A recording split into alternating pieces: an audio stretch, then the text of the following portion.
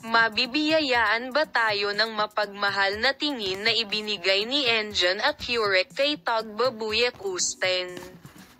Yung tipong sasabihin mo, sina Tagbabuyek Usten at Engin Acurec, na ikinasal noong isang araw, ay pinag-usapan tungkol sa mga romantikong sandali sa kanilang kasal at sa mga celebrity na dumalo.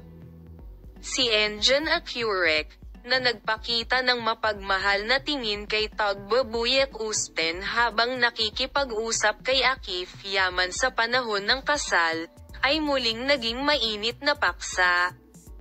Ang mga sikat na aktor na sina Engin Acurec at Tagbabuyek Usten, na halos 5 taon nang magkasama, ay nagsabi ng oo sa habang-buhay na kaligayahan sa isang seremonya na ginanap sa SESMI noong isang araw. Sa gabing dinaluhan ng maraming sikat na pangalan, ang mga salita ni Engin Acurec sa ama ni Tagbabuyek Usten, "Tagba ang korona ng aking ulo," ay binibigkas ng hiwalay at ang mga emosyonal na sandali ay naging focus ng gabi. Sa pagsasalita sa mikropono ni Akif Yaman, makikita sa mga kamera ang kaligayahan ng bagong mag-asawa.